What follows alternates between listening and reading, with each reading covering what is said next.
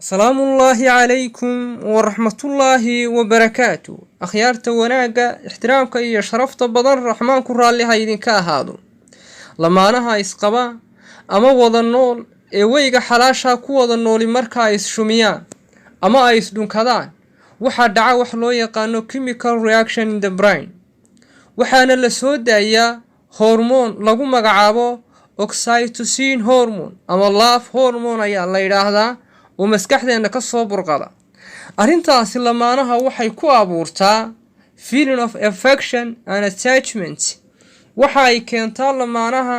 inay isjeclaadaan oo lamaanuhu ay isku dhawaadaan oo qalbigoodu isku dhago hadaba muuqaalkan markaynu ka nimaadna caafimaad ahaan waxaynu ku eegaynaa 5 tip oo laga qoro oo ay leedahay faa'iidada shumiska ama dhunkashada lamaanuhu ay isdhunkanayaan faa'iidooyinka caafimaad ee laga helo ayaa waxay noo turjumayaan 5 koobood haddii aad ka dhunkato xaaskaaga inaanay cimrigeeda aanay ku hilmaamayn ama aanay ku ilaaweyn ama aanu qalbigeeda si fudud aanad uga siibanayn oo aanad uga baxayn haddaynu marka koobaad ku soo dhawaano waa front of feet waa qaybta sare ee fooda waa halka timaha iyo wajigu ay iska galaan haddii xaaskaaga halka aad ka dhufato halka haddii aad ka shumiso waxay ku abuurtaa xusuus daba dheeraad waxaanay ku abuurtaa xaaskaasi inay in badan ay xusuustaada ay ku soo laalaabato xataa haddii aad kala tagtaan ama waqtigu idin kala kaxeeyo ama calafku idin kala dhamaado inaad xusuusteeda in badan aad ku soo noqnoqoto goobta waxa fadhida ama baroosinka dhigata maskaxda qaybta xusuusta ayaa markaa soo saaran qaybta fooda ama already function of the brain meesha ugu weyn ee shaqada ugu faraha badan ee maskaxda laga qabto ayaa halkaas soo saaran xusuusta haweeneydaada ama xaaska aad la joogto aad wada nooshihiin ee weyga saxda aad ku wada joogtaan aad ka shumiso goobtaas way ka xasaasisantay waanay ka dareen badantay isla markiiba waxaa la soo daayaa love hormone ama oxytocin hormone hormoonka maskaxda ka yimaada maskaxdu curiso ayaa la soo daayaa isla goobta waxa ka dhasha jacayl saayida oo isla markiiba xarkaha goosan kara haddii ay lamaanuhu sii wada noolaadaan waxaanay keentaa in khilaafku yaraado oo xurmadu badato oo gacaltooyadu badato oo jacaylku ay bato dhinaca kale waa ninka oo xaaskiisa ka dhunkada dhabanka ama jiijka inaynu markaa halka la yiraahdo waa dhabanka qaabka xaaska goobaha inta badan dhunkashadu xilliyada ay fiicantay ama xilliyada ay dhacdo waa inay shucuur wadataa oo dareenkeeda ay wadataa iska dhunko uun maaha laakiin qaabka iyo weyga haweeneyda ninku u fadhiisinayo iyo xilli ku haboon oo runtii aad u munaasiba haddii uu labada dhaban ka dhunkado oo markaana dareenkiisa iyo shucuurta isaga physical appearanceskiisa marka la arko ay ka muuqanayso raxmad badani taana haweeneyda waxa ay ku keentaa inay bedesho oo iyadana markaa shucuurteeda ay bedesho oo jacayl badan uu ku soo dhibco oo markaa labada qof ay isku soo dhawaadaan haweeneyduna ninkaas markaa qalbiga ay siiso oo sida ay ugu soo dhawaato ayaa la arkaa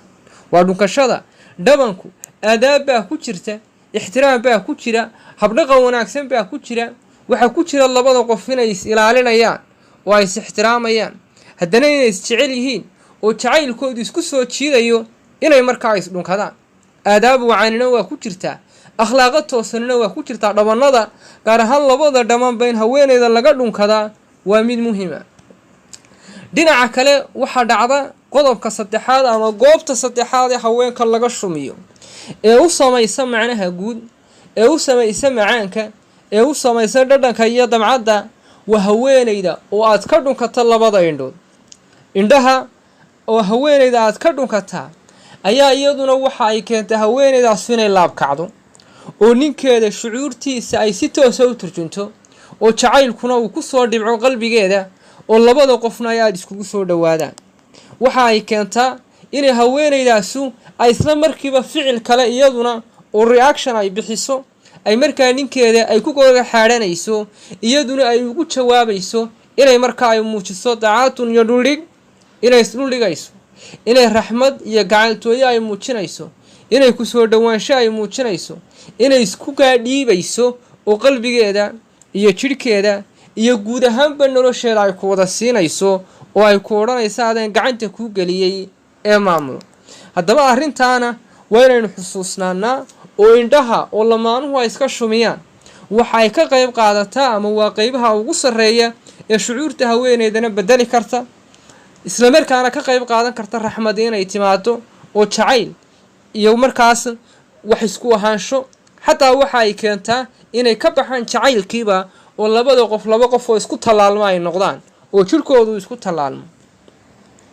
dhinaca qodobka afraad ee runtii aadka u muhiimka ahi waxa weeyaan waa ninka oo xaaska ka dhunkada gacanta baabacada iyo dubka sare ee gacanta labadaba ka dhunkada. halkaana inta badan neerfayaal baa mara gudbiya runtii aad u xasaasiya oo jirkeena inta badan maqaarkiisa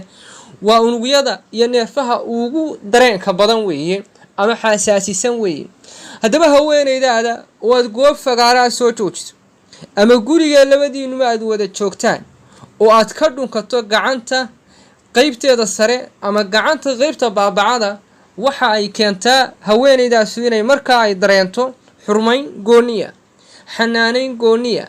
xaqdhowr gooniya iyo inay markaa qadarin gooniya ay qaado. dabcan aadaab badanina waa ay ku jirtaa dhunkashada qudheeda ayaa waxay u baahan tahay in qaab saxsan oo toosan loo sameeyo. waxyaabahan dambe ee runtii aragtida caafimaadkuna aanay dhiiri gelinaynin ee dhawaanahan soo baxaya iyo isku soo haadkan iyo isku soo boodkan aan runtii yara quruxda badnayn. aragtida caafimaadku mid sal iyo raad ay ku leedahay maaha ee aadaab bay ka shaqaysaa iyo jacayl iyo xurmad bay ka mid tahay. gacantii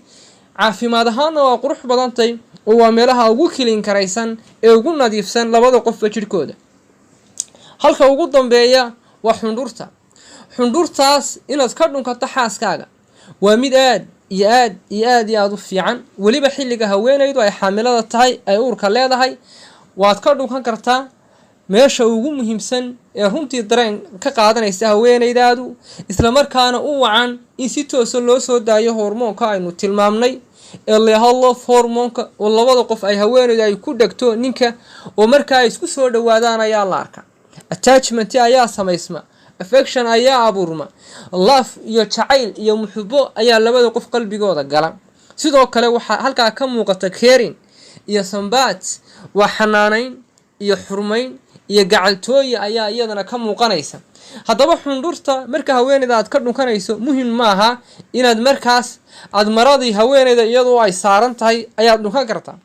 haddii markaas aad qaabkaas ayaa mubaaxad ku tahay oo aad mabsuud ku tahay oo aad ku faraxsantahay. haddii markaa maradaasna aad ka qaatana wax mushkiladaho ay leedahay haba yaraatee ma jirto. waa caafimaadka muhiimadda waxa weeyaan labada qof marka ay shumi samaynayaan ama isdhunkanayaan inay clean yihiin oo ay nadiif yihiin ayuunbaa shardiga koowaad ee caafimaadka ku xidhaya ay tahay.